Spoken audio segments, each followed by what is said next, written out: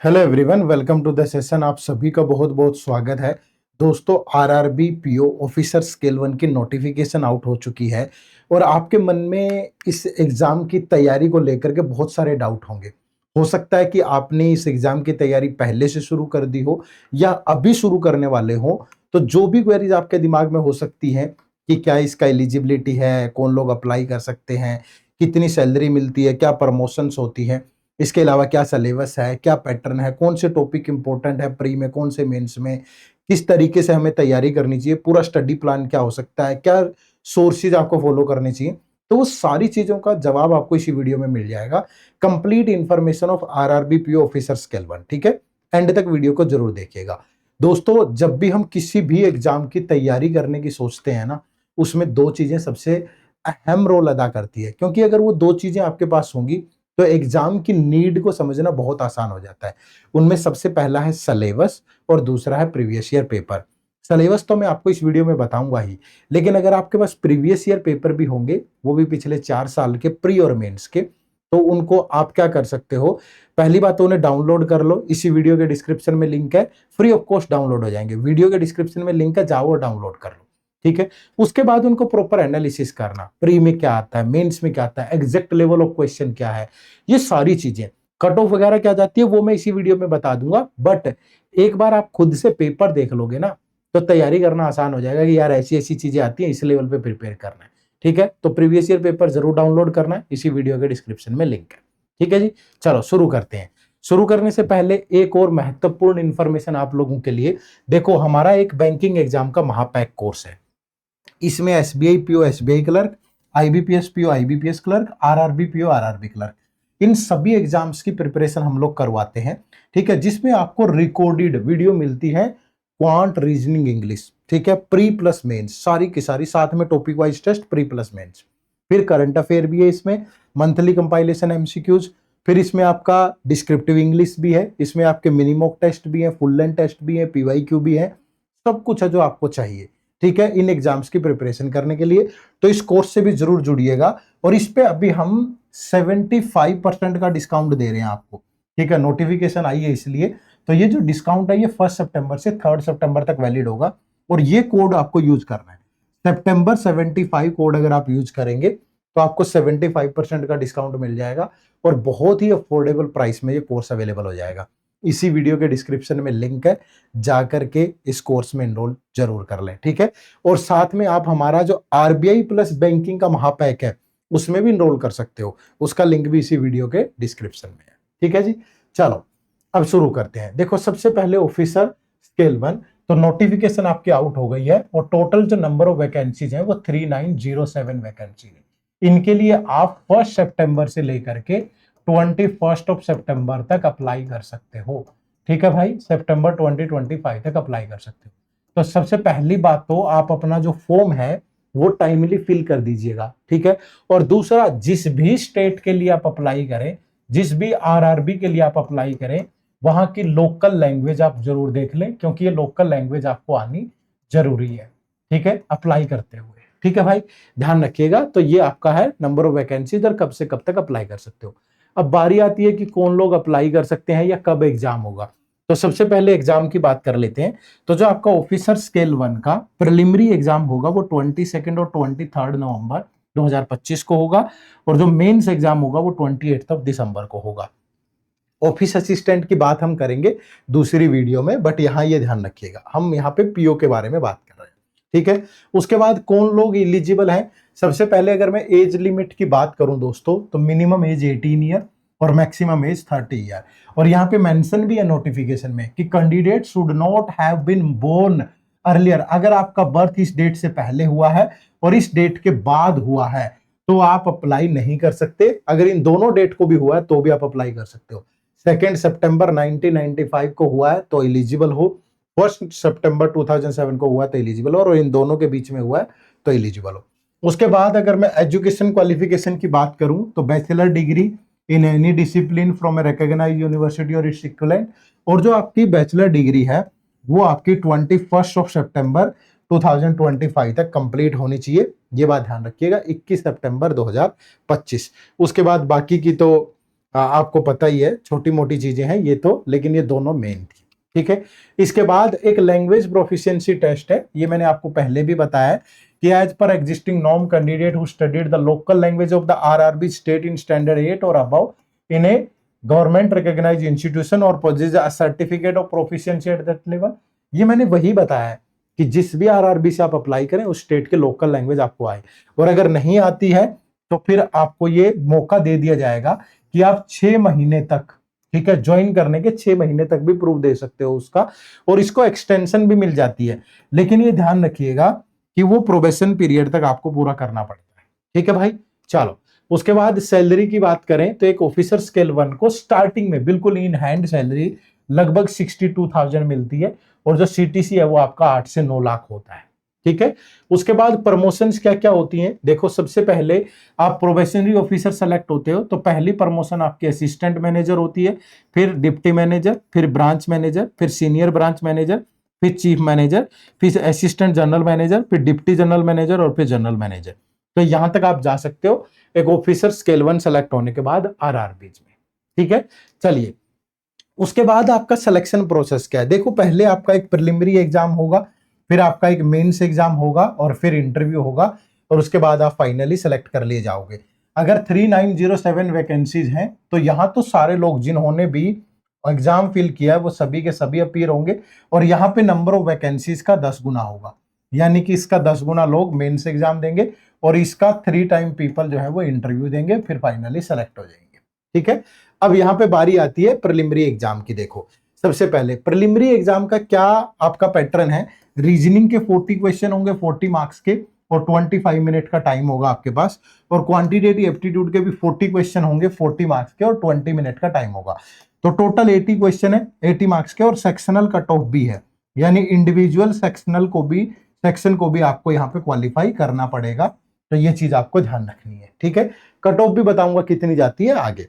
इसके बाद mains exam की अगर बात करें तो मेंस में देखो रीजनिंग के 40 क्वेश्चन होंगे 50 मार्क्स के, और क्वांट के भी 40 क्वेश्चन होंगे 50 मार्क्स के, और दोनों को सोल्व करने के लिए 30 मिनट मिलती हैं आपको। उसके बाद जनरल अवेयरनेस के 40 क्वेश्चन होंगे 40 मार्क्स के और 15 मिनट मिलेंगे आपको, और जो कंप्यूटर नॉलेज है इसके भी 40 क्वेश्चन होंगे लेकिन 20 मार्क्स के होंगे, और यहाँ 15 मिनट मिलती है आपको।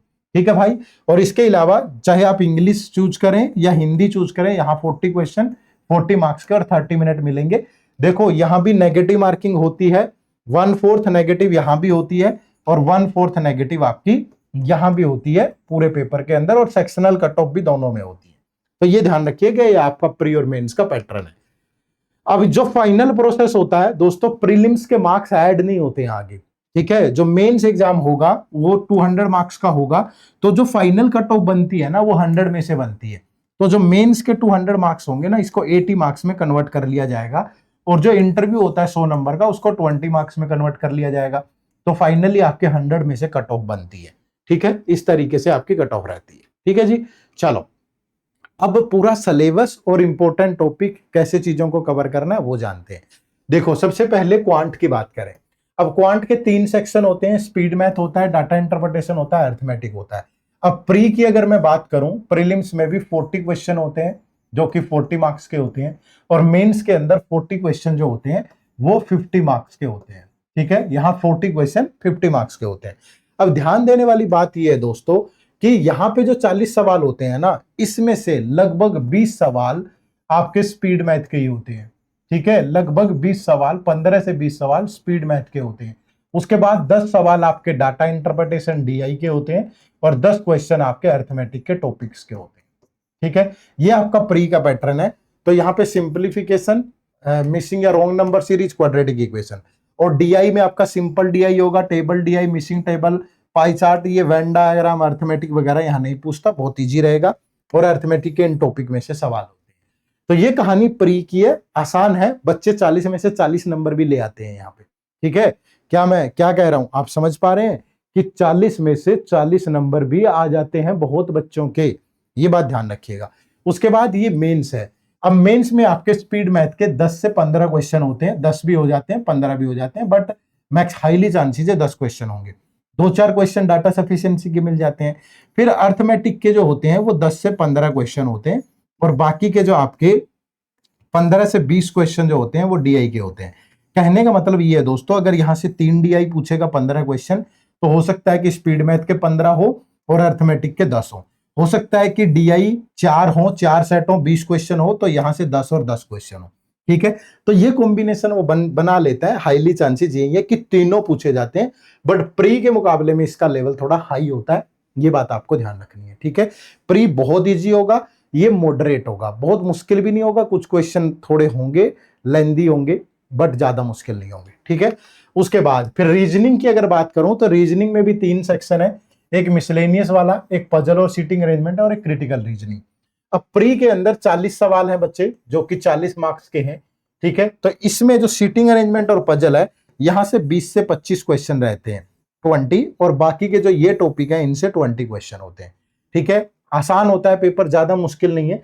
यहाँ एक एक चीज लिखी भी है, अल्फा न्यूमेरिक सीरीज में, number series, alphabetical series, coding decoding में बेसिक कोडिंग या चाइनीज, सिलोगिज्म में ओनली अ फ्यू या ओनली का कंसेप्ट, सिंपल इनइक्वालिटी, डायरेक्शन में basic direction, blood relation basic, order and ranking, और सीटिंग अरेंजमेंट और puzzle भी आसान होती है, और इसी टाइप की पजल और सीटिंग अरेंजमेंट होती है।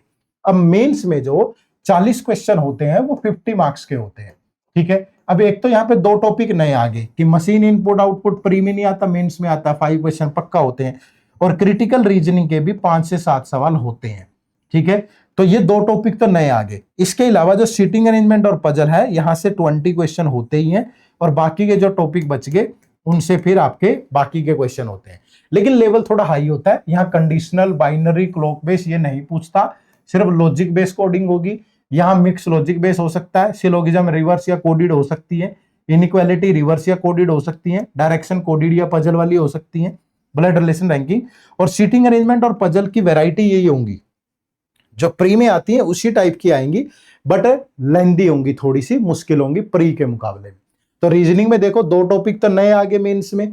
ठीक है, और उसके अलावा बाकी के जो टॉपिक है उनका लेवल हाई हो जाएगा प्री के मुकाबले में, क्योंकि प्री इजी है और मेंस आपका थोड़ा सा मॉडरेट टू डिफिकल्ट है। ठीक है, चलिए उसके बाद नेक्स्ट बारी है इंग्लिश लैंग्वेज की। अब जो इंग्लिश लैंग्वेज है बच्चे, वो मेंस में ही आता है सिर्फ। ठीक है, प्री में नहीं आता। ठीक है, मेंस में आता है, प्रीलिम्स में नहीं आता। ठीक है, दूसरा, आप इंग्लिश और हिंदी में से एक चूज कर सकते हो, वो आपकी मर्जी है, और वो एग्जाम के टाइम ही चूज करना होता है, कोई ये पहले नहीं मेंशन करना होता, कहीं एग्जाम के टाइम आप चूज कर सकते हो। तो अब देखो इंग्लिश लैंग्वेज में ग्रामर पे, वोकैबुलरी पे और कॉम्प्रिहेंशन पे सवाल रहते हैं। अब यहाँ 40 सवाल होते हैं, जो कि 40 मार्क्स के होते हैं और मेंस में ही आते हैं। तो ये जो सारे टॉपिक है इनसे क्वेश्चन आ जाते हैं। Cloze test, reading comprehension, spotting error, sentence improvement, correction, parajumble, fill in the blanks. अब ये सारी चीजें बिना ग्रामर के नहीं होंगी, बिना वोकैबुलरी के नहीं होंगी, बिना कॉम्प्रिहेंशन के नहीं होंगी। तो इन तीनों चीजों पे आपको कमांड रखनी है। लगातार न्यूज़पेपर पढ़िए, रीडिंग की हैबिट डालिए, ग्रामर एक बार कंप्लीट कर लीजिए, जहां मर्जी से करिए, पर करिए एक बार कंप्लीट। ठीक है, और लगातार प्रैक्टिस करिए, यही मूल मंत्र है इसका। ठीक है, उसके बाद अगर हिंदी लैंग्वेज की बात करूं, तो कुछ बच्चे क्या करते हैं, हिंदी को इजी लेते हैं, ये सोचते हैं कि हिंदी तो है कर लेंगे, इतनी आसान नहीं होती है। मेरा अनुभव है, मैंने भी दिया आरआरबी पीओ मेंस, टेंशन मत लो। ठीक है, तो हिंदी इतनी आसान नहीं होती है। इसमें अपठित, गद्यांश, समानार्थक और विपरीत, मतलब सेम है वही चीजें। यहां भी कॉम्प्रिहेंशन, वोकैब और ग्रामर सब रहता है। मुहावरे, लोकोक्तियां, रिक्त स्थान, स्पोर्टिंग एरर कह लो। ठीक है, गद्यांश में रिक्त स्थानों की पूर्ति, क्लोज टेस्ट कह लो, वाक्य में त्रुटि, ये स्पोर्टिंग एरर है, और ये वो फिल इन द ब्लैंक्स कह लो। सब त्रुटि या वर्तनी, वाक्य के लिए एक शब्द, one word substitution, synonyms, antonyms. ठीक है, तो ये सारी चीजें, फ्रेजेस वगैरह सब कुछ रहता है। तो जैसा इंग्लिश लैंग्वेज है ऐसा ही हिंदी लैंग्वेज है। और हाँ, ये होता है कई बार कि इंग्लिश अच्छी नहीं है, हिंदी आपके लिए एक ऑप्शन है, अगर मेहनत करोगे तो हिंदी से ले जाओ। ठीक है, ये चीज ध्यान रखनी है आपको। चलो, उसके बाद जीए की अगर मैं बात करूं, तो जीए में जो आपका जो बड़ा पार्ट रहता है वो जनरल अवेयरनेस से रहता है, मतलब करंट अफेयर से ही रहता है। ठीक है, करंट अफेयर तो हर तरह की होती है, तो इसमें banking and finance current affair कम आता है। एज 5 से 10% सवाल ही आपको देखने को मिलेंगे। स्कीम रिपोर्ट के भी 5 से 10% ही देखने को मिलेंगे। ठीक है, कि अगर टोटल 40 क्वेश्चन है तो यहां से 3-4 सवाल, यहां से भी 3-4 सवाल, बाकी आपका इन टॉपिक से रहेगा पूरा। National current affair, international current affair, state current affair, sports की न्यूज है, बुक्स एंड ऑथर्स हैं, स्टैटिक्स हैं, कोई भी मिलिट्री एक्सरसाइज है, मतलब हर तरह का सवाल ये रहता ही रहता है। तो इसके लिए आप क्या करें, एक तो डेली न्यूज़पेपर पढ़ना शुरू कर दें, ठीक है। अभी आपके पेपर में बहुत टाइम है मेंस में, तो डेली न्यूज़पेपर आपको पढ़ना ही है। और इसके अलावा कोई भी मंथली कंपाइलेशन आप शुरू कर दें, और मंथली कंपाइलेशन में कोशिश करिए कि आपका मेंस जो है वो पीओ का दिसंबर में है, तो आप मई या जून ऑनवर्ड पूरा कर लें, 6 से 8 महीने, ठीक है। मई जून से लेकर दिसंबर तक सारा करें और बहुत सारे एमसीक्यूज प्रैक्टिस करें, ठीक है। तो ये सारी चीजें आपको करनी है करंट अफेयर के लिए। बाकी मैं स्टडी प्लान पूरा बताऊंगा, टेंशन मत लो, ठीक है। उसके बाद फिर जो कंप्यूटर है आपका, ये मेंस में आता है, प्री में नहीं आता। और यहाँ पे ये ध्यान रखिएगा कि जो 40 सवाल होते हैं ये 20 नंबर के होते हैं, यानी एक क्वेश्चन आधा नंबर का होता है। और जो कंप्यूटर के क्वेश्चन होते हैं वो internet, memory, computer abbreviation, keyboard shortcuts, computer hardware, Microsoft office, computer software, computer fundamental, terminology, networking, number system, operating system, यहां से होते हैं। आसान होता है, बहुत मुश्किल नहीं होता, बट इतना आसान भी नहीं होता है कि बिना पढ़े जाओगे और कर लोगे, ठीक है, ये ध्यान रखिए। चलिए, तो ये तो आपके कहानी थी पूरा सिलेबस और कैसे कैसे चीजें कहां से कवर करनी है, ठीक है। उसके बाद ये कट ऑफ्स हैं दोस्तों, ये स्टेट वाइज आपकी कट ऑफ जाती है। तो यहाँ ये प्रीलिम्स की कट ऑफ है, ठीक है, और ये 80 में से है। तो आप देखोगे यहाँ पे, अब देखो जो कट ऑफ है ना वो दो चीजों पे डिपेंड करती है, एक तो नंबर ऑफ वैकेंसीज पे और एक एग्जाम के लेवल पे। नॉर्मली जो एग्जाम का लेवल है वो पिछले सालों जैसा ही रहता है, यहाँ कोई ज्यादा चेंज नहीं मिलेगा आपको, लेकिन नंबर ऑफ वैकेंसीज एक बड़ा रोल अदा करेगी। जैसे इस बार राजस्थान में भर के वैकेंसीज है, ऑफिस असिस्टेंट की भी और आपकी पीओ की भी, ठीक है। यूपी में भी ठीक ठाक वैकेंसीज हैं, बाकी जगह हो सकता है किसी जगह कम वैकेंसीज हो। तो अगर आपके स्टेट में पिछले साल के मुकाबले वैकेंसीज कम हुई है तो आपकी कट ऑफ बढ़ेगी, और अगर आपकी स्टेट में पिछले साल के मुकाबले वैकेंसीज बढ़ी है तो हो सकता है कि आपकी कट ऑफ उतनी रहे या कम हो सकती है, ठीक है। तो ये क्या होता है, इनवर्सली प्रोपोर्शनल है। तो वैकेंसीज का आप अपने स्टेट की जरूर ध्यान रखिएगा, ठीक है। तो ये डिफरेंट डिफरेंट स्टेट की कट ऑफ है पिछले सालों के, आप इसका स्क्रीनशॉट ले सकते हैं और अपने स्टेट की ध्यान रख सकते हैं। इसके बाद आप यहाँ पे भी देखेंगे मैंने बाकी स्टेट की भी बता दी है, ठीक है। बट ये ध्यान रखिएगा बच्चे कि ये डिपेंड करता है कि आपके स्टेट में वैकेंसीज पिछले सालों के मुकाबले कितनी है। उसके बाद फिर यहाँ पे मैंने मेंस की कट ऑफ भी ली है जो कि टोटल 200 में से है, ठीक है। और अपना टारगेट स्कोर इससे ज्यादा, जो मेंस की कट ऑफ जिसकी भी गई है उसमें 20-25 नंबर जोड़ लेना, क्योंकि जिन लोगों की मेंस की कट ऑफ क्लियर हुई है ना दोस्त, ये तो सिर्फ इंटरव्यू देंगे, फाइनली सेलेक्ट थोड़ा होंगे। तो 3 गुना में आए हैं ये, अगर फाइनली सेलेक्ट होना है तो और ज्यादा मार्क्स होने चाहिए, ठीक है। तो ये अलग अलग स्टेट की कट ऑफ है, ये ध्यान रखिएगा, ठीक है। उसके बाद फिर ये बाकी स्टेट्स की मेंस की कट ऑफ है, तो ये भी आप देख लीजिएगा पिछले 4 साल की, ठीक है भाई। चलो, उसके बाद कट ऑफ भी आ गई है, इससे सारी चीजें आप तय कर लेंगे कि कितना स्कोर आपको करना है। अब कुछ इंपॉर्टेंट पॉइंट और हैं जो मुझे आपको बताने हैं जब आप इस एग्जाम की तैयारी करेंगे। पहली चीज तो देखो, आपको प्री और मेंस दोनों को साइमल्टेनियसली प्रिपेयर करना है फ्रॉम डे वन। ये मत सोचो कि एक बार प्री हो जाएगा फिर मेंस की तैयारी करेंगे रिजल्ट आने के बाद, ये गलत हो जाएगा दोस्त, ठीक है। थोड़ा सा आप प्री और मेंस दोनों को डे वन से तैयारी करें, कैसे करना है वो मैं आपको बताऊंगा आपको। दूसरा, सिलेबस को अंडरस्टैंड कर लें प्री और मेंस का, मैंने आपको पूरा बता दिया है, हर एक सब्जेक्ट का सिलेबस मैंने यहाँ बताया है। और फिर ये भी बता दिया है कि किन टॉपिक को आपको प्रायोरिटी देनी है, टारगेट टॉपिक क्या होंगे प्री और मेंस में, बताया है ना कि प्री में मैथ में क्या करना है, मेंस के लिए क्या करना है, रीजनिंग में क्या चेंज है, इंग्लिश में कैसी है, ये सब चीजें, तो ये ध्यान रखिए। उसके बाद आपको कंसेप्चुअल क्लैरिटी और ट्रिक्स दोनों पे फोकस रखना है, क्योंकि प्रीलिम्स एग्जाम बहुत ईजी है, ठीक है, ज्यादा ईजी है, लेकिन टाइम भी तो इतना कम है ना दोस्त, 45 मिनट में 80 सवाल करने हैं, लगभग 30-33 सेकंड मिलेंगे आपको।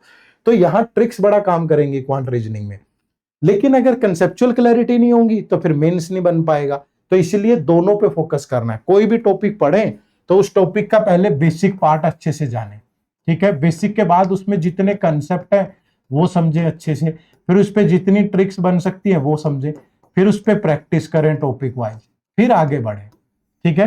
तो हर एक टॉपिक को पढ़ते हुए, चाहे वो क्वांट है, रीजनिंग है, इंग्लिश है, ये चीजें ध्यान में रखें, फिर आगे जाए, ठीक है। उसके बाद करंट अफेयर को भी आपको डे वन से शुरू करना है, बाद में लोड नहीं आएगा। आज आप अगर आधा घंटा निकाल लेंगे करंट अफेयर के लिए तो बाद में आसानी रहेगी, अदरवाइज क्या करते हैं फिर बाद में रटनी पड़ेंगी, और उतने कम टाइम में रटना पॉसिबल नहीं होता है, हम पे गुजरी है, वही बता रहा हूं एक्सपीरियंस, ठीक है।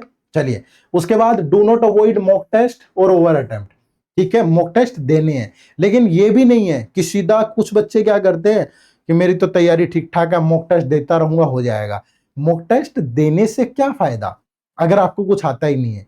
एक मॉक टेस्ट आपने दिया, उसमें 50 नंबर है, आपने उसको प्रॉपरली एनालाइज ही नहीं किया, उसमें क्या क्या गलतियां करी आपने उससे सीखा ही नहीं, ठीक है, तो फिर कैसे बढ़ जाएंगे। आसमान से आके थोड़ा नंबर बढ़ते हैं दोस्त।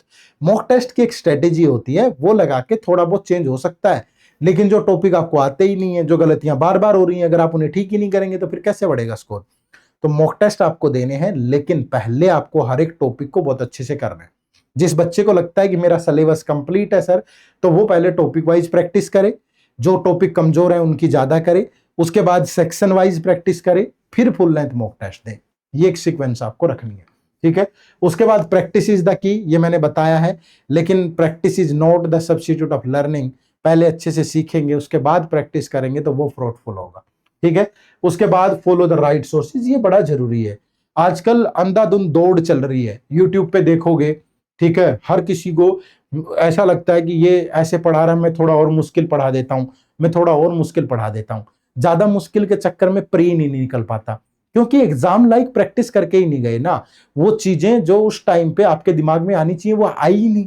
आप थोड़ा बहुत कंजर्वेटिव से हो गए हैं उन चीजों को लेकर के। ऐसा मत करिए, आपको एग्जाम लाइक प्रैक्टिस करनी है। प्री के टाइम पे प्री, मेंस के टाइम पे मेंस, और सही और सच्चे सोर्सेज को फॉलो करना है। और राइट सोर्सेज का मतलब मुश्किल नहीं होता है, राइट सोर्सेज का मतलब होता है जो मेरे एग्जाम में आएगा वही हो, ठीक है। उन चीजों को जरूर फॉलो करें, ठीक है जी। अब वो क्या सोर्सेज हो सकते हैं वो भी मैं बता दूंगा, बट ये आपके लिए एक स्टडी प्लान भी मैंने बनाया है कि पहले 50 दिन आप फाउंडेशन पे काम करें, 6 से 7 घंटे मिनिमम आप दें। इसमें 2 घंटे आप क्वांट पढ़ें प्रीलिम्स और मेंस को ध्यान में रख के, 2 घंटे आप रीजनिंग पढ़ें प्रीलिम्स और मेंस को ध्यान में रख के, 1 से 2 घंटा आप इंग्लिश या हिंदी को दें। अगर आपका 1 घंटे में काम हो जाता है तो 1 घंटा यहाँ फालतू दे दें। 30 से 45 मिनट करंट अफेयर को दें डेली, और 45 से 60 मिनट कंप्यूटर को दे दें, ठीक है। ये आइडियल। अब आप सोच रहे होंगे सर इतना तो टाइम ही नहीं है मेरे पास, तो भैया फिर आपने क्यों सोचा कि आपको तैयारी करनी है, ठीक है। समय तो निकालना पड़ेगा, 24 घंटे या 1 घंटा कम सो लो अगले 2-3 महीने, क्या फर्क पड़ेगा, कुछ सेक्रीफाइस करने पड़ेंगे। अगर आप सोच रहे हो कि आसमान से टपक पड़ेगा, दोस्त आज के जमाने में मेहनत से मिल जाए तो समझ लेना आप लक्की हैं। बिना मेहनत के तो सवाल ही पैदा नहीं होता। आप जैसी कितनी शक्लें हैं, 8-10 लाख लोग हैं जो इन एग्जाम्स की तैयारी कर रहे होंगे, ठीक है, जो फॉर्म फिल करेंगे। 1-2 लाख तो सीरियस भी होंगे ना, 50,000 भी सीरियस है, नंबर ऑफ वैकेंसीज तो 4,000 है, असली कंपटीशन तो वही है, समझ रहे हो ना। तो अच्छी मेहनत कर लो, फायदे में रहोगे, ठीक है। उसके बाद फिर 51 to 80 डेज 4 घंटे ही डेली, उसके बाद कम कर लेना। डेली एक मॉक टेस्ट लगाएंगे, उसका प्रॉपर एनालिसिस करेंगे, रिवीजन करेंगे, और फिर उसके बाद मेंस की तैयारी शुरू कर देंगे 8 घंटे डेली लगा के। सफल होना है तो ये सबसे परफेक्ट टाइम टेबल है और प्रैक्टिकल है। कोई ऐसा भी नहीं है कि मैंने हवा में बता दिया हो, पॉसिबल है, आराम से कर सकते हो, और करते हैं बच्चे, ठीक है। उसके बाद सोर्सेज की बात करूं दोस्तों, तो इससे बेस्ट सोर्स आपको नहीं मिलेगा, क्योंकि हमने हमारा जो कोर्स है बैंक एग्जाम का महापैक, इस पे 75% का डिस्काउंट दे दिया है। और सितंबर 75 कोड अगर आप यूज करेंगे अगले 3 दिन, तो आप इसमें आराम से 75% का डिस्काउंट ले लेंगे। देखो इस कोर्स में हम क्या क्या प्रोवाइड कर रहे हैं। पहली बात तो ये सारे एग्जाम्स के लिए, SBI, IBPS, RRB, PO and clerk, ठीक है। और अब इसमें देखो सबसे पहले क्या मिलेगा, क्वांट, रीजनिंग और इंग्लिश की concept class plus topic wise test. जैसे एक टॉपिक परसेंटेज है, इस परसेंटेज में हमने कैसे पढ़ाया, पहले बेसिक पार्ट, ठीक है, फिर इस पे सारे कंसेप्ट और ट्रिक्स, ठीक है, अलग अलग टाइप के कंसेप्ट और ट्रिक्स होंगे, सब के सब काफी वीडियो होंगी। फिर इसके बाद क्वांटिटी कंपैरिजन इसी पे, फिर इसी पे डाटा सफिशिएंसी, फिर इसी पे डीआई, फिर इसी पे न्यू पैटर्न के सवाल, फिर इसी पे एडवांस लेवल। ये ऐसा करके एक टॉपिक कंप्लीट हो रहा है। और फिर इस पे 4 क्विजेज मिल जाएंगी आपको, 2 क्विज प्री लेवल की होंगी, 2 मेंस लेवल की होंगी। हर एक टॉपिक ऐसे कवर है क्वांट, रीजनिंग और इंग्लिश में पूरा का पूरा। लेकिन ये ध्यान रखना दोस्त, हमारा जो कंटेंट है सारा वो इंग्लिश में है, पढ़ाया गया ऐसे जैसे मैं आपसे बात कर रहा हूं, लेकिन कंटेंट इंग्लिश में, हिंदी में नहीं होगा। और हिंदी लैंग्वेज भी नहीं है, समझ रहे हो। जैसे मेंस में आप आरआरबी में हिंदी या इंग्लिश में से एक चूज कर सकते हो, तो हम सिर्फ इंग्लिश ही दे रहे हैं आपको, इंग्लिश लैंग्वेज, हिंदी लैंग्वेज नहीं दे रहे, ठीक है। तो प्लीज जो बच्चा हिंदी लैंग्वेज चाहता है वो हिंदी लैंग्वेज नहीं मिलेगी, बट इस बात की गारंटी है कि अगर आप हिंदी लैंग्वेज खुद से कर सकते हो तो बाकी सारा यहाँ आपको मिल जाएगा। और आईबीपीएस और एसबीआई पीओ क्लर्क, उनके लिए तो चिंता की बात ही नहीं है, ठीक है। आरआरबी पीओ क्लर्क के लिए भी चिंता की बात नहीं है अगर आप इंग्लिश लैंग्वेज वाले हो। अगर हिंदी वाले हो तो प्लीज सिर्फ हिंदी नहीं मिलेगी, बाकी सारे सब्जेक्ट यूं मिलेंगे आपको सेकंडों में रेडी होने वाले।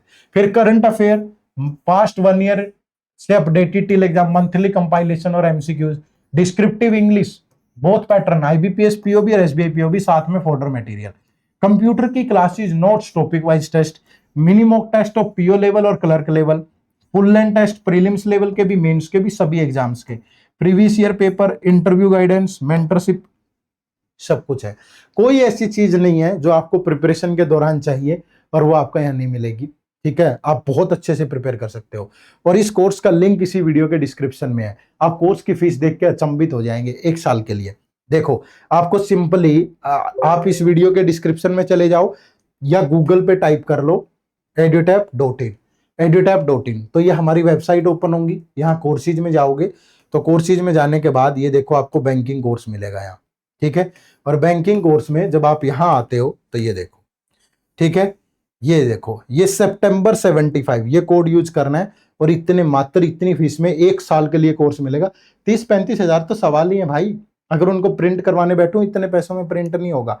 और यहाँ नो मोर पे जाके इसके बारे में अच्छे से पढ़ लेना, बहुत देखो डिटेल में सारी चीजें क्या क्या डिलीवरेबल है। और ये डेमो क्लास लगा लेना पहले, अगर आपको डेमो क्लास लगा के मजा आ जाए तो इनरोल कर लो, ना मजा आए तो कोई दिक्कत नहीं है, ठीक है। और ये इस बैच की फैकल्टीज है और नीचे देखोगे तो इसके रिगार्डिंग कुछ क्वेश्चंस हमने यहाँ दिए हैं ताकि आपको सही और स्ट्रिक्ट जानकारी मिल पाए, ठीक है। तो अच्छे से पढ़ के फिर इनरोल करें। प्ले स्टोर पे जाके हमारी ऐप डाउनलोड कर सकते हो, ठीक है, एड्यूटैप लर्निंग सॉल्यूशन, तो भी आप इनरोल कर पाओगे, ठीक है। तो इस शानदार मौके का फायदा उठाइए, अपनी प्रिपरेशन जर्नी को आगे बढ़ाइए। चैनल पे नए हो और आपने अभी तक सब्सक्राइब नहीं किया तो सब्सक्राइब कर लो, क्योंकि अभी बहुत सारी वीडियोज आनी है जो आपकी प्रिपरेशन में आपका बड़ा सहयोग करेगी। कंटेंट वाली भी आएंगी, स्ट्रेटेजी वाली भी आएंगी। आप सबका बहुत बहुत शुक्रिया। हमारा टेलीग्राम चैनल जिसपे ये सारी पीपीटी पीडीएफ मिलती है, उसका लिंक भी इसी वीडियो के डिस्क्रिप्शन में, उसे भी जरूर ज्वाइन कर लीजिएगा, ठीक है। मुलाकात होती रहेगी। कमेंट करके जरूर बताइएगा ये वीडियो आपको कैसी लगी, क्योंकि आपके द्वारा किया गया एक कमेंट, एक लाइक हमें भी मोटिवेट करेगा और हमारा मोटिवेशन भी जरूरी है, सो दैट हम आपके लिए अच्छे से अच्छा कंटेंट लेके आते रहें। आप सबका बहुत बहुत शुक्रिया। Thank you very much. जय हिंद, जय भारत।